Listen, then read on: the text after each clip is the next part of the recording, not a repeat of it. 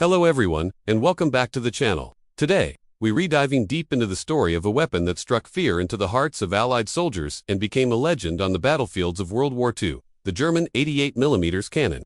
This isn't just a story about a piece of artillery, it's a story of innovation, fear, and a fundamental shift in armored warfare. So, how did a gun designed to shoot down planes become the most feared tank killer of the war? Let's find out. Our story begins not in the fields of France or the plains of Russia, but in the skies. The 88mm gun, or the Atahat as the Germans called it, was originally developed by Krupp in the 1930s as a high-velocity anti-aircraft gun, the famous Flak 18-0 and later the Flak 36 and 37. Its primary job was to protect German airspace from enemy bombers. To do this, it needed to hurl a heavy shell high into the sky, accurately and at incredible speed. This design requirement was the secret to its future success in a completely different role. The gun's first taste of ground combat came during the Spanish Civil War. German forces of the Condor Legion, sent to support Franco, found their existing anti-tank guns were struggling against Soviet-supplied armor. In a moment of battlefield improvisation, they decided to turn their Flak 18 anti-aircraft guns on ground targets. The results were nothing short of spectacular. The 88mm shells sliced through enemy tanks with terrifying ease. This was a lightbulb moment for German commanders, most notably Erwin Rommel. They had accidentally discovered they possessed one of the most potent anti-tank weapons in the world. So, what made the 88 so devastatingly effective? It all comes down to physics. The 88mm cannon boasted an extremely high muzzle velocity, launching its shells at nearly 3,000 feet per second. This incredible speed translated into immense kinetic energy. When an armor-piercing round from an 88 hit a tank, it didn't just explode on the surface. It punched straight through the steel armor like a hot knife through butter. The kinetic energy alone was enough to create a storm of lethal metal fragments, or spalling, inside the tank, incapacitating the crew and turning the vehicle into an instant coffin. Compared to the standard anti-tank guns of the early war period, which were often small-caliber weapons like the 37mm door knocker, the 88 was in a league of its own. It could penetrate the armor of any Allied tank at the time, and it could do it from a distance that was simply unheard of. This brings us to its second major advantage, range. The 88mm gun had a flat trajectory and superior optics, allowing it to engage targets with deadly accuracy from incredible distances. It could reliably destroy a Sherman or a T-34 tank from well over a mile away, sometimes even up to 3,000 meters. For the Allied tank crews, this was a terrifying prospect. Their own tank cannons, like the Sherman's 75mm gun, had a much shorter effective range. They were often outranged by 1,000 yards or more. Imagine you're an Allied tanker, rolling across the fields of Normandy or the deserts of North Africa. You're scanning the horizon, looking for threats. Suddenly, the tank next to you erupts in a ball of fire and black smoke. You didn't hear a shot. You didn't see a muzzle flash. You just saw your comrade's tank cease to exist. This was the psychological impact of the 88 because its shell traveled faster than the speed of sound. You would be hit before you even heard the bang of the gun that fired it. This earned it the nickname the Silent Death among some troops. Crews lived in constant dread of the 88s. The mere rumor of an 88 in the area was enough to halt an entire armored advance. It created a sense of helplessness and vulnerability.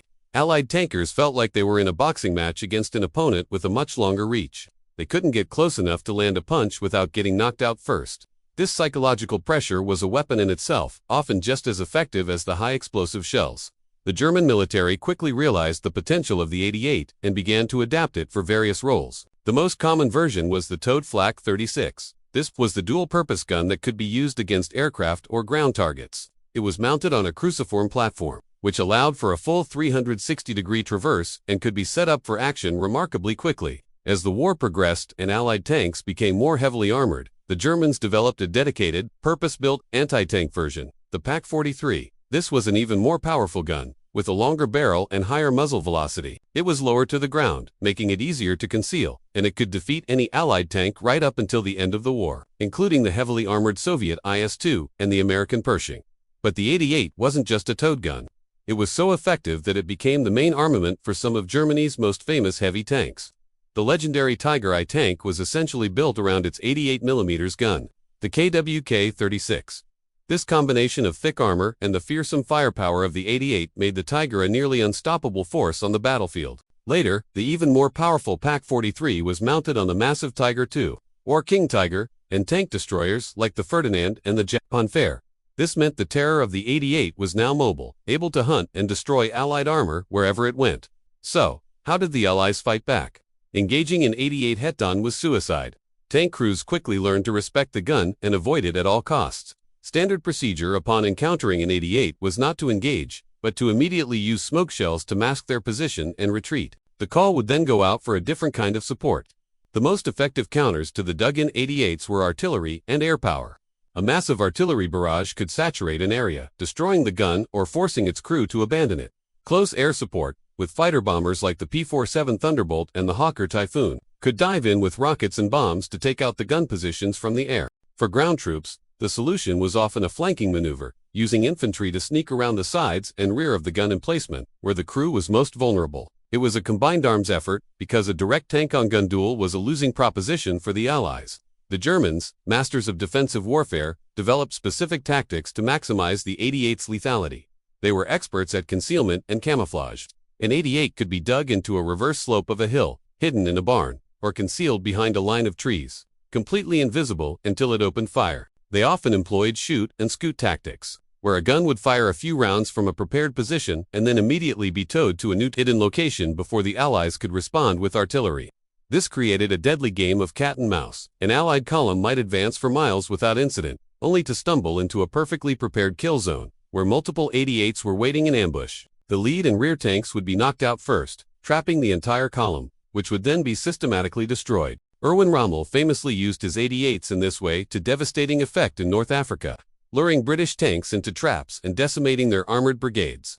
From the burning sands of El Alamein to the frozen steppes of the Eastern Front and the hedgerows of Normandy, the 88mm cannon was consistently rated by Allied soldiers as the single most dangerous weapon they faced. Its reputation was almost mythical. It was a symbol of German technological and tactical prowess, even after the introduction of more powerful Allied tanks and guns later in the war. The fear of the 88 never truly went away. It remained the gold standard of anti-tank artillery, a weapon that punched far above its weight and left an indelible mark on the history of World War II. The story of the 88 is a powerful reminder of how battlefield innovation can change the course of a conflict. What started as an anti-aircraft gun became the king of the battlefield, forcing the Allies to completely rethink their tactics and tank designs. It was a weapon that defined an era of warfare and whose fearsome legacy lives on in the annals of military history. Thank you so much for watching. What do you think was the most influential weapon of World War II? Let me know in the comments below. If you enjoyed this video, please give it a thumbs up. And don't forget to subscribe and hit that notification bell for more deep dives into military history. We'll see you in the next one.